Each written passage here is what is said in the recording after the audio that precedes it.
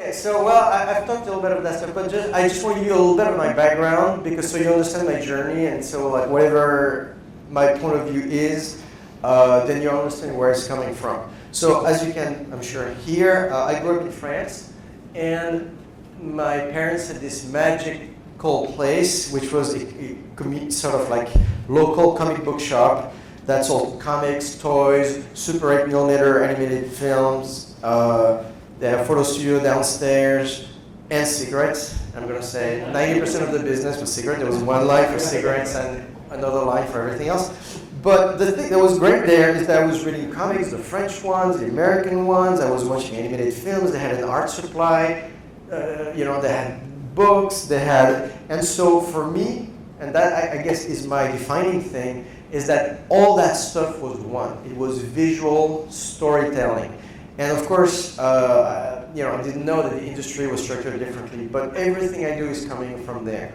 The other thing too, well, is that, not to get too philosophical too early, but that's also, we grew up in a place that was not the greatest, most affluent, or peaceful area to live in. But the store was this amazing community, point of community where everybody would come in to get their cigarettes or whatever, but everybody would hang out and stuff like that. But really to get their newspapers, their comics, their books, it was, again, story was bringing communities together, and the more you do it, the more, and I'll talk about that later, the more you'll find that this is what we do and this is our role in society.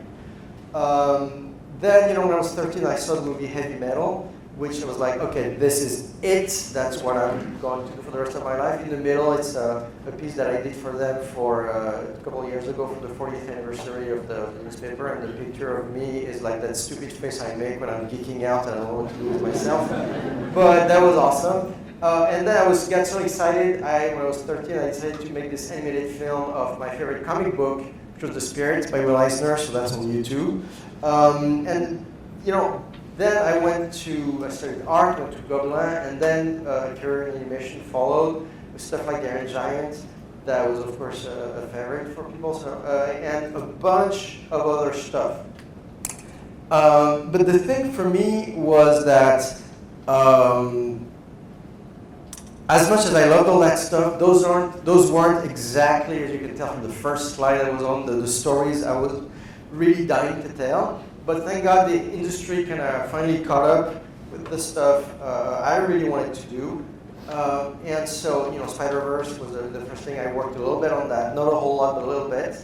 And I did some boards, which I'm actually going to show you something in a second, since somebody said yes. And then What If, the Marvel, Phase 4 What If series that I'm supervising the animation for right now.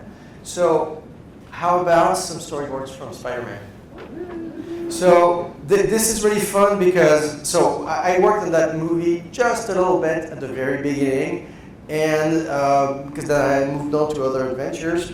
But the thing was, well, he's new to his powers, and he's completely kind of goofy, and so how does he move? How does that look? How do we tell that story?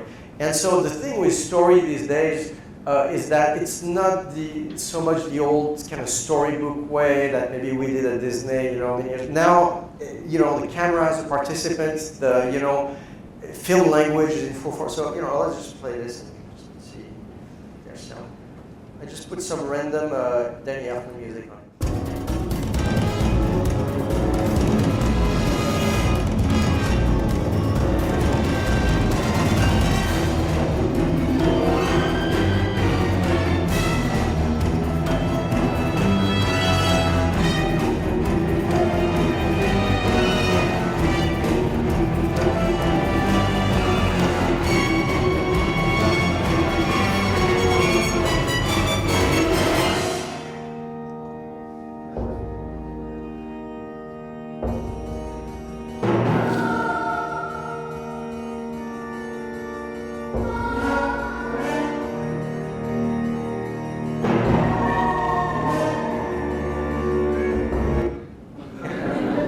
So that was really fun. And so the thing that you can see in there is, again, going back to what I was saying earlier when we were waiting, was that you know, is the ability to show some very like clearly some stuff, and even if it goes fast, like, oh no, he missed the pole, he missed this and that, and at the same time to create like an emotion that either makes you go oh, or makes you laugh or whatever, but just makes you feel a certain way about it on top of just understanding every single thing that's happening.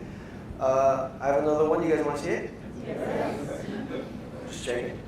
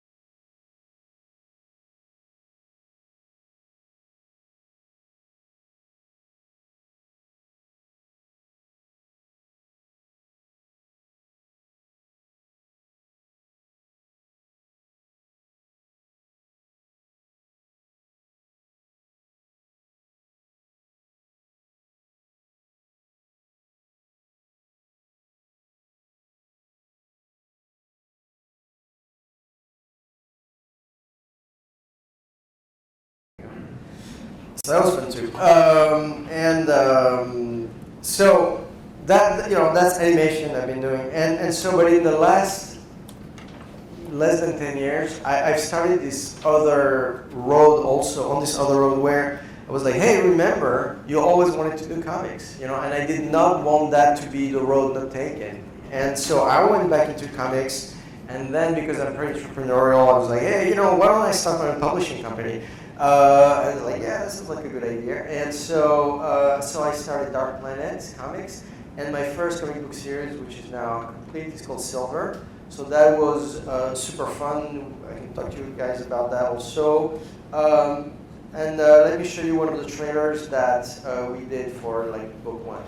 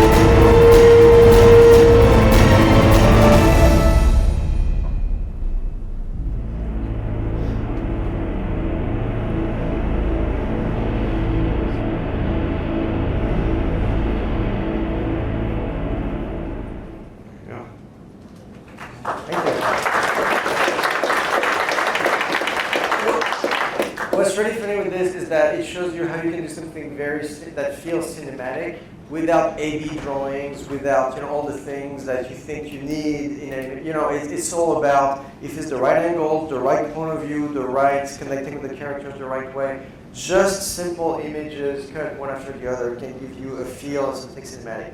So just so you know now, we're like a bunch of awards later, like full series, boxes, blah, blah, blah. We published here, of course, but also in different countries around the world. We do 15 big conventions every year around the country where we sell a lot of books. I'll tell you guys more about this later. So this thing is kind of taking over my life, but also what's really interesting is that it's really transformed my relationship with storytelling. Because growing up, storytelling was this kind of thing of self-expression and self-actualization and stuff like that. And then I started to do conventions and meet people, and conventions are not at all like this show. This show is really incredible, this Expo, right? Everyone here is an artist, it's a thing, right?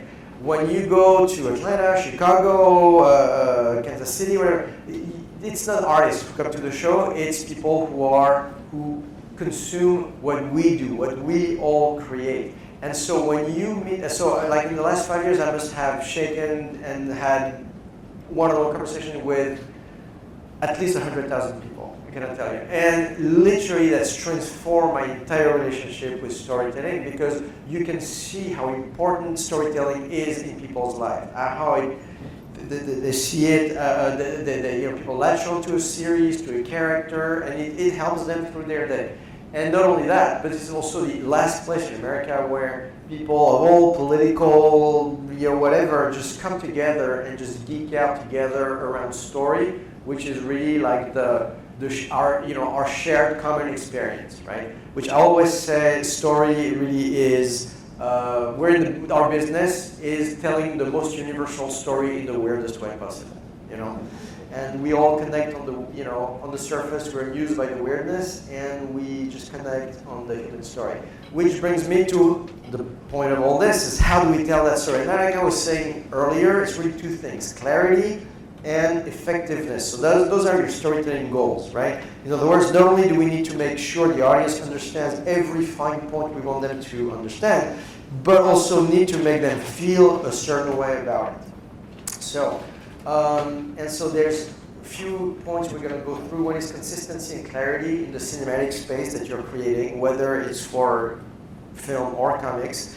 Be the point of view, the emotion, point of view and emotion in drawing. And 3 is compression versus decompression of storytelling. We'll see if we get to that or if we go in a different direction, but whatever. So let's start with the first thing: consistency and clarity in the cinematic space. And so let's talk about screen direction. Let's go. Now I've talked a lot of philosophy and stuff like that. I just want to go to like real concrete information now. So it's all about creating a space, a dramatic space that your story lives in, and that the audience enters and is never lost in that space, right? So, for instance, let me ask this: who in this room is not familiar with the 180 rule? When we say crossing the line, the 180 line in film. So, are the hands people who know or not know? Not know. So who knows? Okay, the people who know, are you 100% clear about everything about it? Yes. All right, well, so I'm going to go really fast. So as we all know, when you're cutting from film, let's say from this shot to this shot, and you're inserting shots, the magic, of course, is that the two characters are staying on the same side, right, of the screen at all times, across the cut. How this is accomplished is that we imagine this line between the two of them, and that creates half a circle, so 180 degrees. And so if you shoot, let's say, over this character's shoulder this way, boom, this is what the camera sees. Wow, everybody agree on this? So your shot becomes this. If you do that, the answering shot, still on the same side of the line, then this becomes your shot. Put it there. We're in the situation where the characters stay on their side of the screen, right? Now, of course, if we did the other thing, where we shot from the other side of the line, now the camera sees this, everybody understands this? And so now we've crossed the line and our characters, by magic, poof, have switched place on screen, right? What's interesting is that everybody hopefully understands that in film, but in comics, very few people actually use this most basic cinematic rule, right?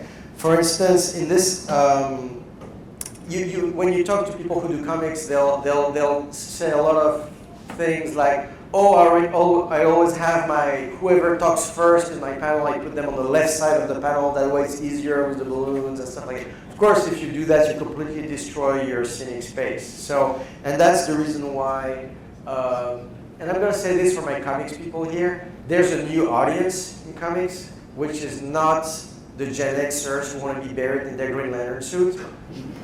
Forget those guys, right? There's a whole new audience of millennials, and unlike the Gen Xers, as much men as women, who love comics, and their main thing, by the way, is, oh, I'd like to read, I heard it this morning again, I'd love to read comics, but they confuse me. Well, that's exactly why comics confuse you. And the minute you start putting the film language into your comics, now it's accessible to everyone again.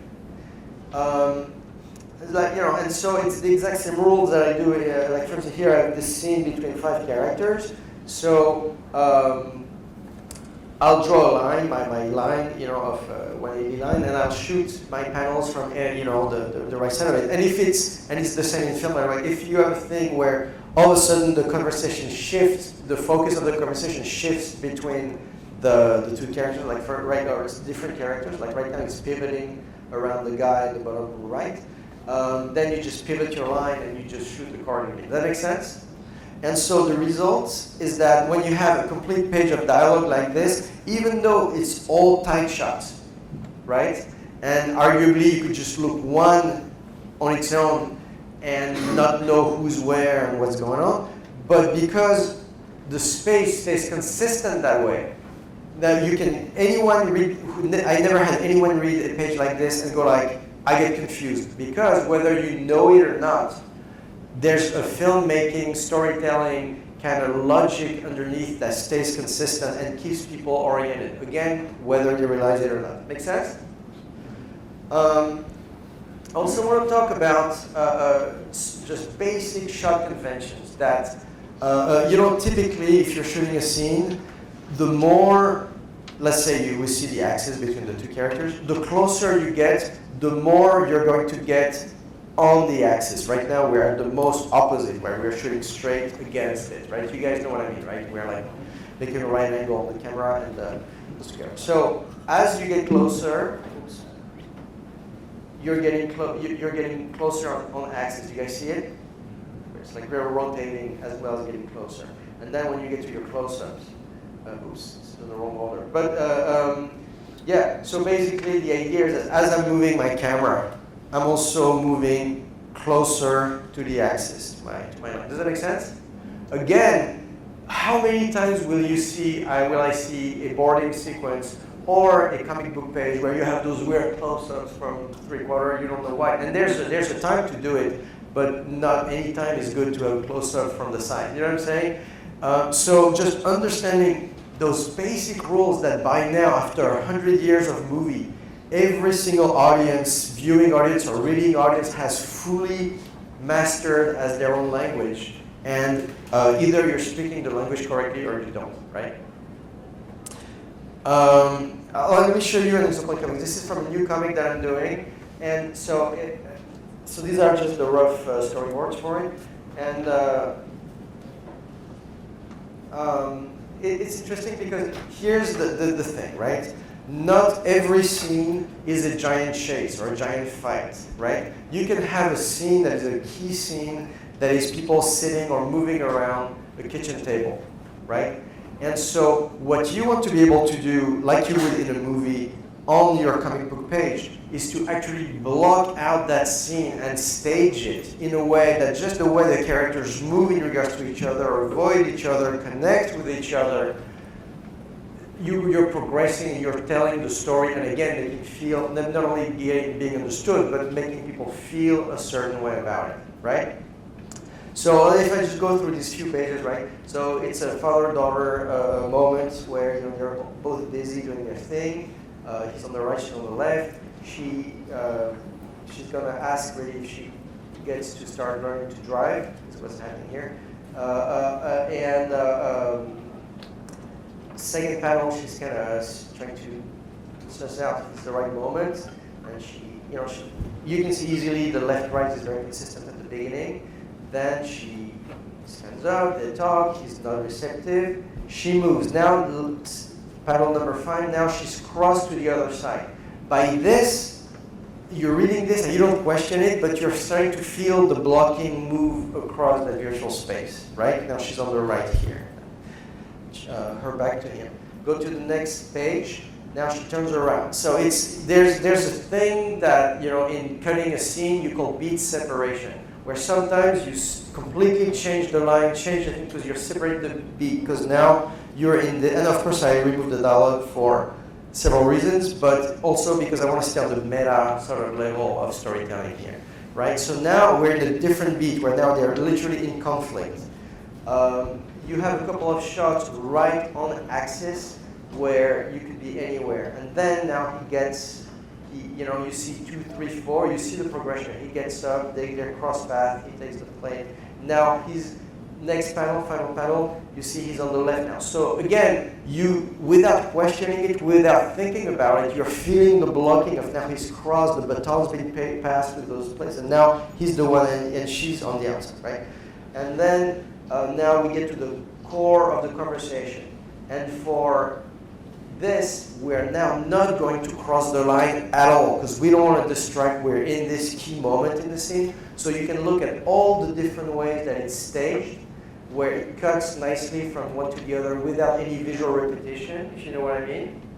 And also where the left, right is, and then finally they connect, and then there's no more space between that. Did you guys get that? Does it make sense? So that's the thing, right? Difference is only, they always say, like in animation, 2D animation, we used to say, you don't really see the drawings because the drawings are on the screen for 2 frames or 1 frame. What you see is the difference between the drawing, the change between the drawing, right? And that's the thing, right? There is no change until you have a level, like a benchmark, everything at midnight. You know what I'm saying? And so if you don't control your scenic space to where it's consistent, then when you change it, your change doesn't read. Does that make sense? Yes? All right. Now, screen direction and subtext, and that's what I mean. Try to fool Penn and Teller. Why did I call that? Because the other night the TV was on, and there was this Penn and Teller show. I don't know if I've never watched it before. And the idea of the show is that you have those guys who are like illusionists, and they're trying to fool Penn and Teller, right? Penn and Teller can tell how they did the trick or not. And so there was this one guy who, I'm going to get someone from the audience, and I'm going to, and you're going to draw a few things, and then I'm going to guess everything you said, right? And so everything you've drawn, right? And of course the person draws, blah, blah, blah. Oh yes, you drew everything I said you were going to draw, whatever. And so the question is, how come this person draws those things without any cues, and Penn and Teller cracked it when it was in the sound. Like while they're, trying to tell the person whatever, the sound is playing, which is like deceptively kind of new agey, but really there's sound cues in the sound that you don't even notice. That makes you go like, oh, dog, I'm hearing a dog. You know what I mean? So the person draws a dog. You know what I'm saying? So that was really fun to see, and that's really about subtext. And it's in that clip, it was like sound, but in what we do, it's visual. And what I mean by that is that, again, we're trying to make some very subtle points. So you cannot expand, here's what I mean by subtle point. Like for instance, one time I was drawing a page, and I look over at the script, and the description says, she looks over and he knows that she knows. All right, draw that. 2 characters, one knows and the other one knows. It's subtle. You can do it. If you're in the moment, you can do it. But it's subtle. It's just, So to be able to get the subtle stuff across, you need not to have to sweat the big stuff, right? The big stuff has to be told in the subtext, like the music in the background in Penn and Teller, where the audience receives it and does not even know that they're receiving it, so that their bandwidth stays on the subtle stuff that matters. Does that make sense? So let me show you like the most basic thing, right? So we're in the Western world. So in the Western world, we read from left to right. So typically we have this cultural thing where we feel like on the left side is at home and on the right side is away, right? It's just a cultural thing, it's just what it is, right? So let's say I'm telling this story here, where this character, she's home and she's contemplating some adventure. She's home is on the left, adventure is on the right. You guys see that in this image? Now she goes on the adventure, still moving forward, but still to the right. Are you guys seeing this? Right to the right, still a little bit, right? At some point, she gets tired. Here, she's like, to me, oh boy, that's just an adventure. Am I cut out for this? Am I going to make it? Am I going to get to my destination? If instead of this, it's facing the other way, is she worried about her destination or is she missing home? Let me hear it. Thank you. So, don't be afraid to just because so I can move forward with the stuff. So you see, like with those very abstract, simple drawings, just like the New Age music in Penn and Teller, you're already getting something quite esoteric. A character is missing home. And there's not a single detail in the image, just because she's facing one way as opposed to the other, right? And then, I'm missing a drawing, but it's okay. Then she has a fight, it's great, and then she does go home. Okay. So, again, the point of that little, very simple left to right thing is to show you how much meaning there is in images that we all understand, either because they're deeply buried in our cultural background, or just because they're buried in the shorthand that we all have with 100 years of movies and comic books and understand this language. So you need to understand this language so you don't have to sweat any of that stuff and you can focus, it's all there already, and then you focus on the that make sense? So what is this? Okay, so be literal. With the flat, with the flat surface of the page and the screen. So what does that mean? It means that we are trying to represent a dimensional world, right? 3 dimensions, even 4, because very often there's a sense of time that you'll have in a panel, right?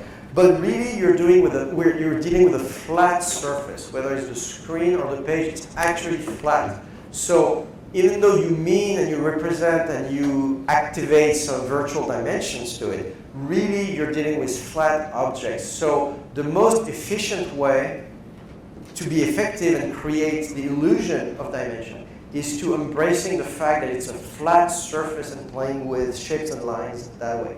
So, for instance, if I'm looking at this page, you have the roughs on the one side and you have the inking on the other one. So when I'm looking at this page, if I always look at things as if you took this to someone, you go to the mall, you stop like a random person, and you say, hey, what's happening with this character? Is he jumping forward, or is he jumping to the left, or is he jumping to the right? 99% of people will say he's jumping forward. Obviously, right? Jumping forward, landing forward, right? You guys see it, right? But really, if you really look at the 2D surface of the screen, you're being really literal about it. He's moving always to the right. Do you see it? And so, why am I showing you this? To show you that sometimes those things, those elements of screen direction are very, very subtle. And you have to look past the idea and look at the very literal what's actually on the page or what's actually on the screen in the simplest, most literal way. Does that make sense? Same here, right? You have 2 characters facing each other. You could say, again, you ask someone, was it left to right? Are they in front of each other? We're going to say, oh, they're in front of each other, right? But really, there's a clear left to right component to this entire page, right? But you have to look at it with very artistically literal eyes to see how this is done. And this is where you can get to subtlety. This is where you get to subtext. This is where you get to keep your thing, your space, your dramatic space consistent, and to change it in a ways that tell story and create emotion or sensation, and never disorienting people. That doesn't mean you have to do profile left, right. You know what I mean? You can be very subtle about it if you look at the literal shapes that are on your page. Make sense? Yes? Yes. Okay. So let's talk about point of view and emotion in drawing. And so I think the one question that you always want to ask yourself, because we're in the, because I say, what is story made of? Story is made of moments. We're in the business of creating moments, right? And so when you're creating your image, what you really want to ask yourself is, what is this moment about? So, for instance, let's take this character.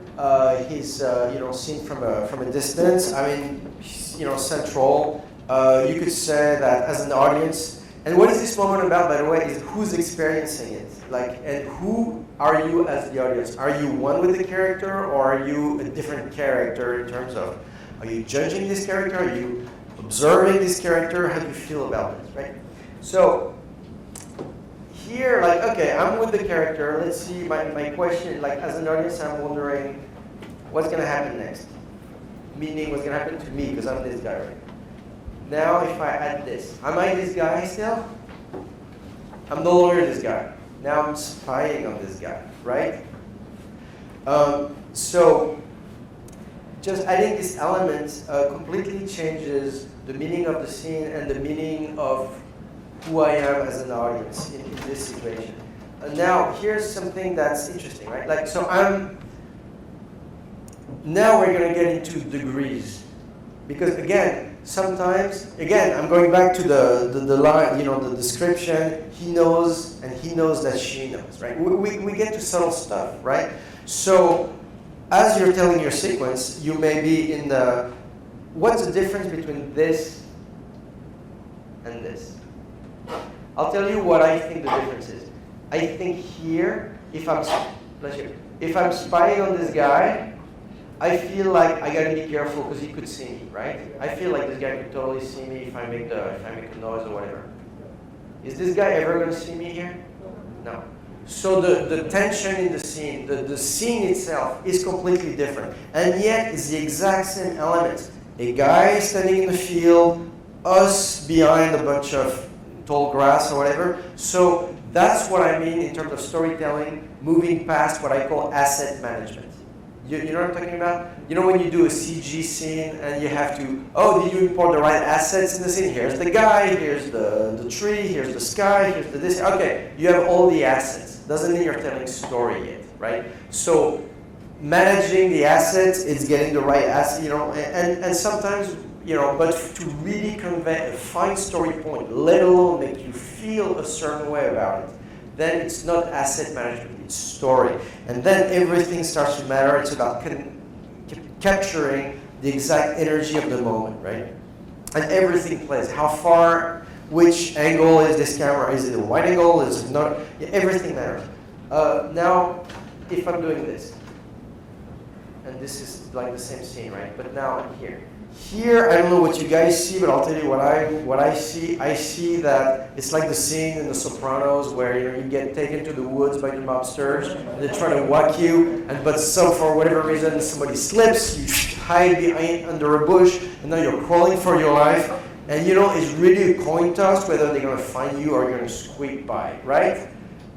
Again, same assets, completely different story point is made. You guys see it? All right. So now we're getting to the good stuff, right?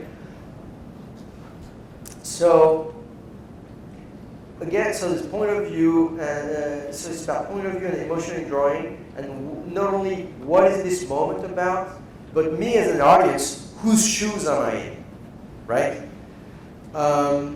So let's look at a different example here. Let's say we cut shots together. Shot number one, lunch pail, right? And then we get to our main character. She's like, huh? Lunch pail. And so, me as an audience, I'm with her. I'm her, right? I'm like, holy shit, what are we going to do about this lunch pail, right? Is it going to blow up now or in 2 seconds? How much time do we have, right? If instead I do lunch pail. See, do you remember I was talking about angle conventions? Now with this weird side shot, I'm not her anymore. I'm separated from her. And now my question is no longer, lunch pail. What am I going to do about it? It's lunch pail. Oh shit, what is she going to do about it? What is she going to do? You know what I'm saying? So yeah, the shifty eyes help a little bit. But the fact that as an audience, I'm no longer her. I'm separated from her. Do you guys see this? So that's what visual storytelling is about, is the ability, and see, I could write the script and it would be, and you know, she looks at it and gets a real bad idea, right? And like, oh shit, illustrate that. How do you illustrate? She has a real bad idea, right? Like, you know, it's not about her making fun. You know, it's just how you look at it and whose shoes are you in and how separated are you? Are you judging this moment? Are you experiencing this moment? You guys know what I mean? Let's go with like a complete cliche, right? Like a character at a gravestone. And again, I'm doing it with the most abstract, badly drawn ways possible, because that's how I draw, and because, no, but seriously, because I don't want drawing to get in the way of this at all. What if I look at it this way?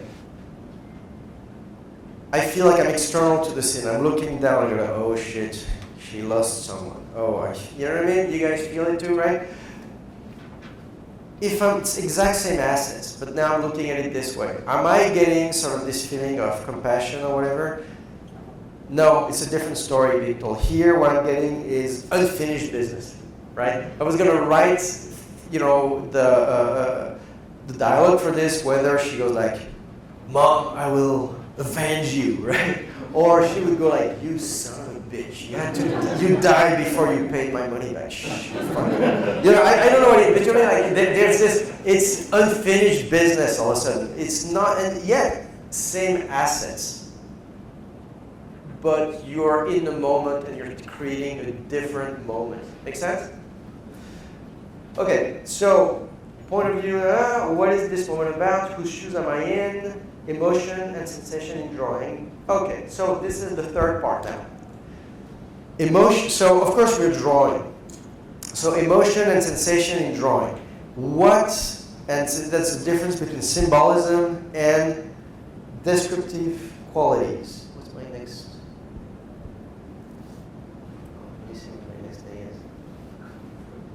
Oh yeah. So certain images, certain drawings. Okay, so here's the question. The question is, what makes a good drawing for our purposes? And I don't mean a good drawing necessarily like the anatomy is correct or whatever. It doesn't matter. I'm just saying what makes a good story drawing. A drawing that has the ability to create a moment that will again communicate subtle things and make you feel a certain way about it. And so that's the difference between symbols, which are completely clear, but don't have the ability to create that emotion, and descriptive qualities, which mean that it's somehow lifelike, and therefore you relate to it as your own, you project your own life experience into it. So let me show you probably the best known symbolic drawing that is super clear and yet has zero emotion in it. You ready? Here he goes. No. Here he goes.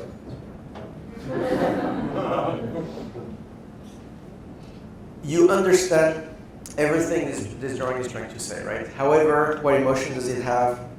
Unless you really need to go and then it doesn't have much emotion, right?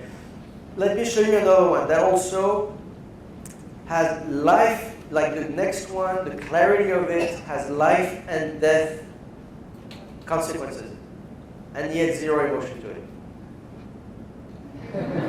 Right? It is, when you see this, it is crucial that you are not confused, because if you get confused, you die, right? But you don't feel anything. Okay, so the question is, for all you artists here, is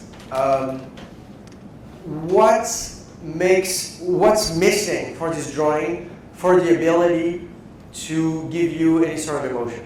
And I'm going to give you the wrong answer first. Details.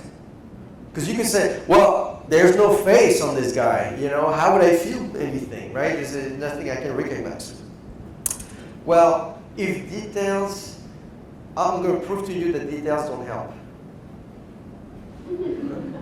Right? So no offense to anyone who draw this thing. This is clip art, and this is what clip art is.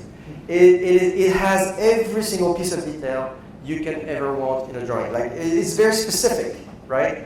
A great actor once told me specificity is the mark of artistic maturity. So this is very specific. Yet, how fast is he going? What mood is he in? You know what I'm saying? Is that you don't get any sensation or emotion from this. And that's because, actually, before I tell you why that is, let's show you the opposite of this drawing.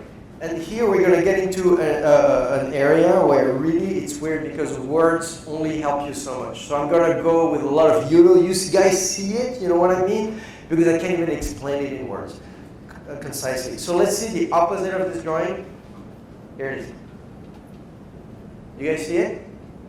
So this is obviously, I think it's Freddie Moore from Snow White. What's amazing is that I can't remember what they're doing in the movie, and looking at it, honestly, I have no fucking clue what's going on, right? But it's incredibly descriptive, because when I look at those characters, I can feel the energy. I can see exactly how bent forward they are. I can sense the energy in their back. I can see the like exactly like grumpy, how he's like, you know, I cannot say it, but you can see how these drawings, which in many ways are very abstract and yet have absolutely no details to them, completely capture the energy of the moment. A moment that you cannot even in word tell, I couldn't tell you what that is, and yet I can feel the energy as if I was those characters. Do you guys see it too? All right. So let me give you another example. Explosions. So that's a symbol. That does not, because you look at this explosion and you understand it's just one step above just writing in letters explosion, right? Which is that you understand it's an explosion, you get the idea of it, but how big is it, how small it is, you don't know. And even beyond that, you don't feel any sort of energy being released in this image, right? So let me see the opposite of this. One of my idols, the comic book great Gene Colan. And that captured my imagination when I was a kid, because those explosions where you could really feel, again, I cannot express it with words. If you don't see it, I can't help you. You know what I'm saying? You can sense the exact energy being released from those things. Do you guys see it? Good.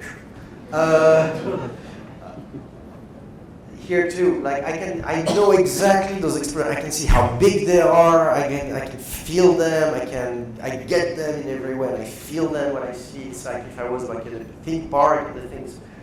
You know what I'm talking about? So why is that? So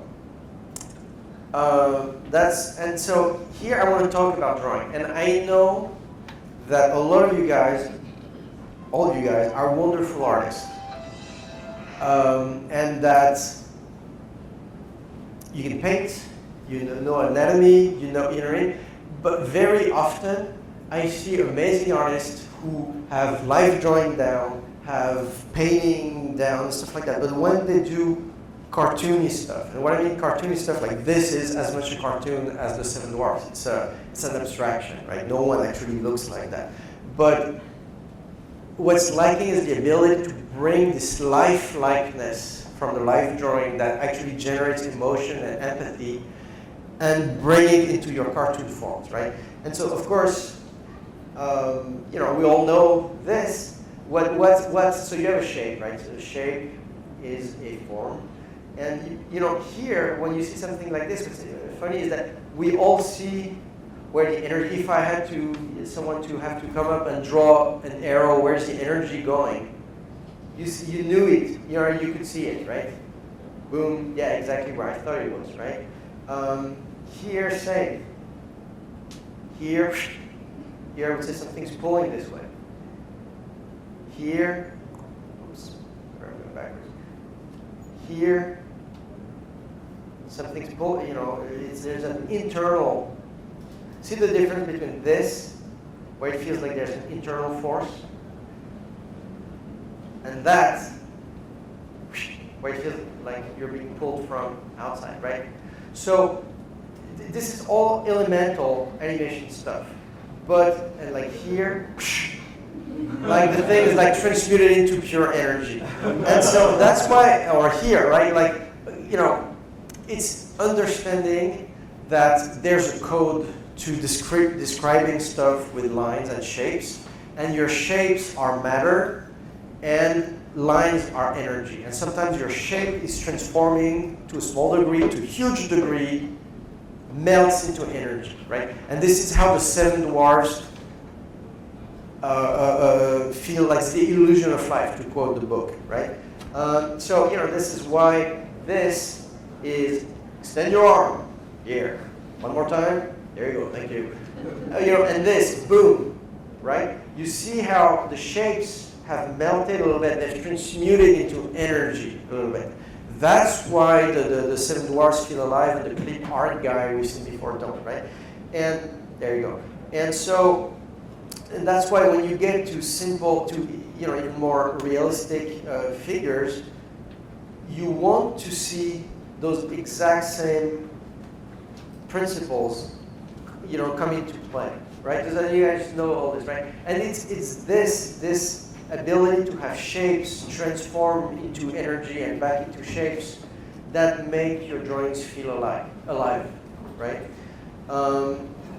And so, like, the reality is that there's only 3 ways that energy gets released.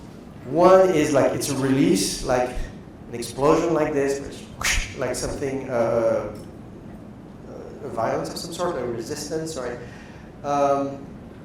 There's flow. Like when I was a kid, there was this fad at some point where, like, when you know, for your birthday, your uncles or whatever would give you like mini gold chains or whatever, and they were really cool because the links were so small that there was no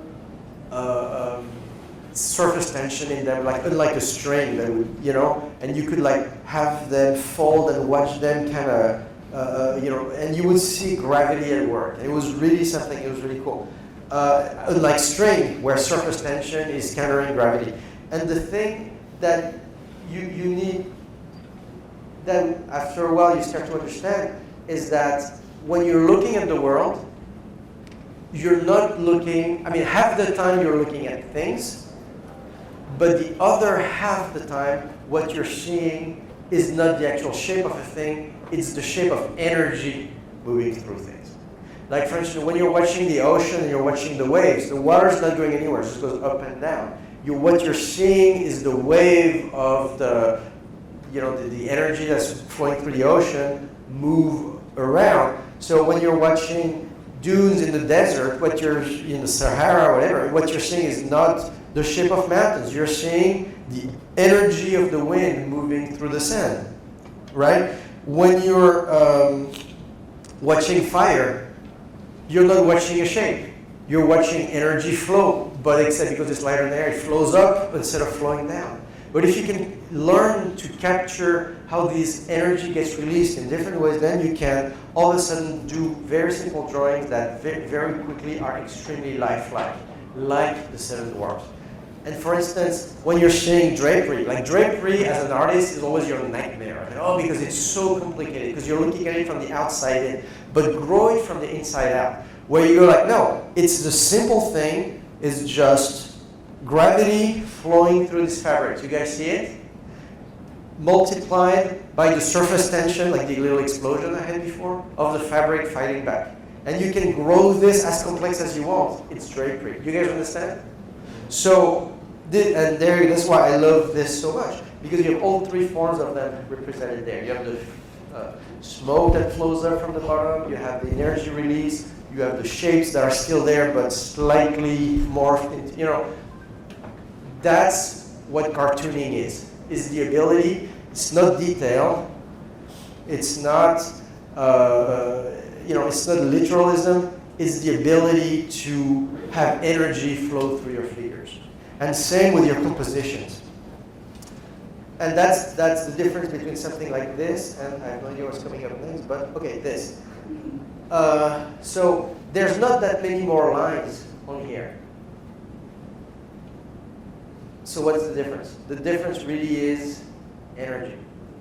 Where you're drawing, this is my drawing, but where I'm drawing, I'm trying to get into the moment and get that energy right. And what she's doing with her eyes, I cannot describe this drawing, but you get everything about it. Some very subtle things that could take a long time to put into words. You guys see what I mean?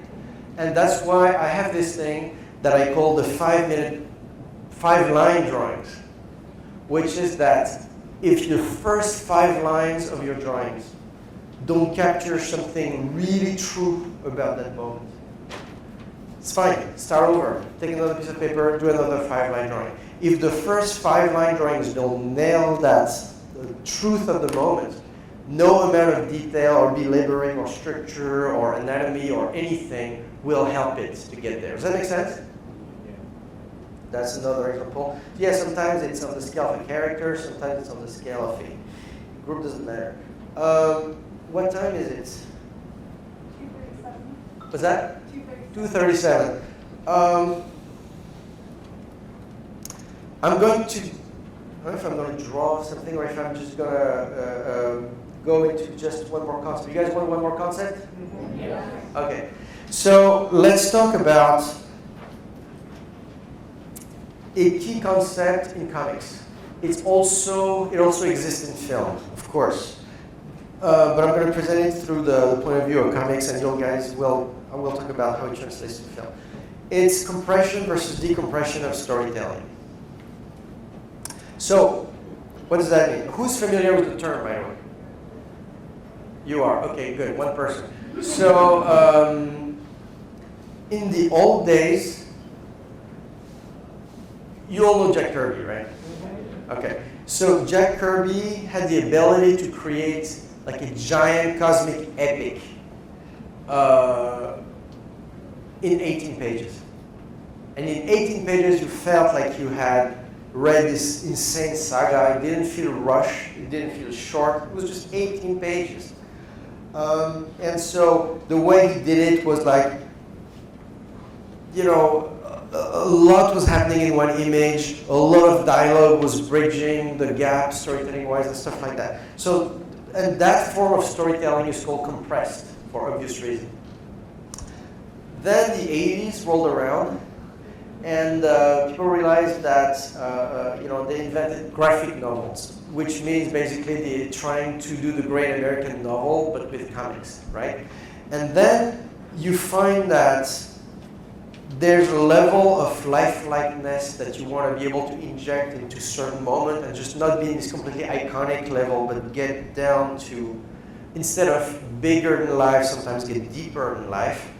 And so where you decompress the storytelling, like for instance, in this strip here, is in The Watchmen, obviously, and Rorschach takes 3 panels to walk up to this guy. And then the guy's like, wait, what? Where's everybody going? Oh shit, right?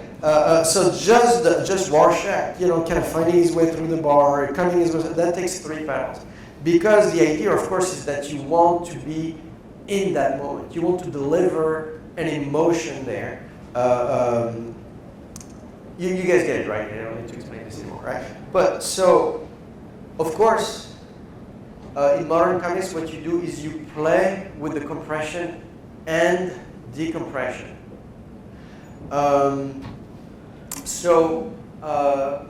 For instance, like in this one page in Watchmen,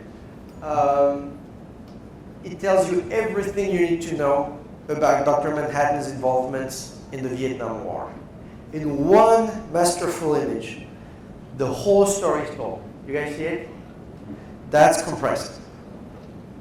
So when do you use compression, when do you use decompression? It's all about going back to everything we talked about earlier. What is this moment about, right?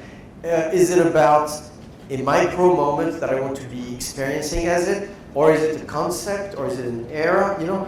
And also, is it... Because you remember when I said earlier that we have over 100 years of movies and 100 years of comics now. So everybody understands this language, right? And so this is where, you know, the tropes come in, right? It's just like the thing you don't want is the audience to be so far ahead. They're like, you know, we get it, we get it. All right. So what you want to do is on top of just the moments themselves for the sake of who's living through this or whatever, if it's a trope that the audience completely understands, you know, service it in one glorious image. If it's an original moment that you want to play, have the play-by-play off, then decompress it. Make sense? So let me show you an example from. So Silver is it's an original story that is loosely inspired by the original Dracula story. Builds upon that. So here on the left page, I've very conveniently summarized Bram Stoker's Dracula as the first act in like a single page. You guys see it? Super compressed. So that's an obvious case. The second page is also fairly compressed. Like this whole fight with Sledge is that, you know, just boom, one page. Bad vampire, Clark chops off her head, done. Why is this compressed? Because at that moment, this is not one of the battles in the story that I care about the play-by-play. This is about the scope of that moment is about introducing this character. Hey, look at her, she's badass, she kills vampires, and there you go. So you compress the moment because that's what the scope of the storytelling requires at that moment. Now, later on, when we get in deep into the plot, and there's some sequences and some battles and some fights and some characters following each other where it really is like a game where you want the play-by-play, then you decompress it almost like you would decompress a storyboard sequence. Like this, or like that, right? Here, she's reaching out for the other girl, then she jumps, now she's down, shit, I jump after her, I land, it's hard in the path of the wheel, she's right behind me, she's holding a baby. You know what I'm saying? You're boom, boom, boom, it's the play-by-play, it's like a game, right? You're listening to the game on the radio. You know what I'm saying? What's here? Is this a video? Okay. Here's what I think we're gonna do. Okay, so here's another little. What is this? I don't know. We'll see.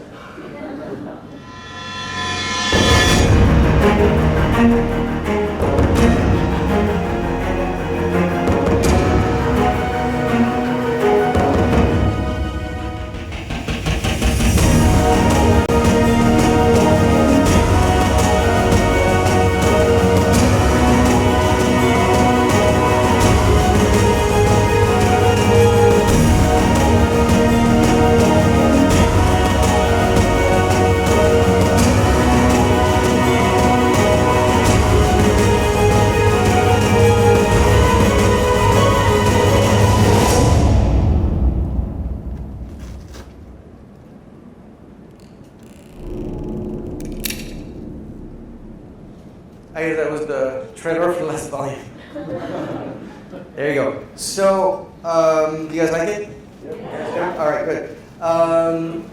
What about we do some Q&As? Is there a lot of questions in the room? If not, I'll draw some stuff. I just have one question. Yes. So let me think, how do I want to phrase this? How would you say you present or write the best story possible when stories themselves are something very subjective? Like I think there are very few things that everyone will agree on. I love this story, so certain things you present will relate to some people, but will not really. That's a great example. Here's this great question. I'll tell you my take on this. Stories about truth. And like I said, the most universal truth told in the weirdest way possible. So let me tell you a story. When my oldest son was in high school, he was like 17, and so he was a teenager, or maybe not 17, like maybe 15 or something like that. And so I'm driving him down to the high school, and it's a long story, but not that long, but it'll answer your question. And he's a teenager, right? And so I'm like trying to make conversation. He's like, I get that, right? And so we get to the high school, and I go like, hey, have a good day. He exits the car, and I'm at the red light waiting to go off to Disney at the time, and I watch him go see his friend, and I look at him, and I'm like, the thoughts going through my mind is like, hey, look at him, he's tall, he's handsome, yeah, that's great. And look at his young friends, they're all beautiful and young, and mostly I was overcome with the idea that, oh my God, and you know what? His life is wide open. It can be whatever. Mine, I'm very happy with my life, but now it's on a certain track, And I was taken by the idea that, oh my God, his life is an open book. And I'm looking at him, and my red light, I'm like, fuck that guy. And that day, I understood the witch in Snow White. Right? And so the thing is that I always understood the witch in Snow White. But until I was in her position, I didn't understand the witch in Snow White. Right? So the thing is that, but here's what's beautiful about this, is that the witch in Snow White, now I know, is true to life. And because the thing with truth in story is that you may not know what it is until in life. Somebody told me a long time ago, you'll see, when you're 30, you'll get things you didn't get when you're 20. When you're 40, when you're 50, and it's true. But even when you're 5 years old and you're watching Snow White, you're far from understanding what that truth is. But that's the thing about the human spirit. You know truth when you see it, and you know bullshit when you see it. Unless sometimes you refuse to see it, but trust me, you do see it. And so by putting truth in story, the audience gets it. Some of them are like, oh, I've been there, I know exactly what that is. Some like, yeah, I don't know what it is, but I'm captivated by it because it's trying to tell me something. Have you seen the movie Interstellar? Right? I love that movie. The most beautiful thing to me about it is at the end, it's a perfect metaphor for creativity. I feel like a lot of big sci-fi movies like 2001, Interstellar, are really movies about creativity. And how the ghost in the library, that was the ghost of her future self trying to tell her something, but just she couldn't listen, couldn't hear it at that point. So story is like your future ghost of your human experience trying to tell you something. You may not know what it is yet, but it's true, it's there, and it's there for you when you're ready. And even if you're not ready, you know truth when you see it. Any other question? Yes? So how often do you intentionally maybe break convention? Yes. That's a great question too. So there's already conventions. There are conventions on how to break conventions. Let me explain to you. For instance, you've all seen the scene, there's one in The Born Identity, for instance, where your main character is being drugged, right? And he's trying to make a phone call, but now drugs are, and he's like, oh, I'm confused, where am I? Oh, I dropped the phone, you know what I mean? And we've all seen that, it's a trope, we've all seen that scene. So when you see that scene, you want to break the line every shot, because that way, in the subtext, like I was saying, in the Penn and Teller of it, you're already confusing the audience, making them share in the moment of confusion of the character, right? So sometimes you just confuse people because it's the point of the scene. And sometimes you confuse people because there's an even greater point that needs to be made. And for clarity, this thing has to happen now, and I have to pay for it a little bit by breaking this rule, that rule. But speaking of truth, there's a truth to this moment that needs to happen. There's no elegant way to tell it. I don't care. I'm going for it. Make sense? We're good? What time is it? Almost exactly 3. Thank you so much for coming.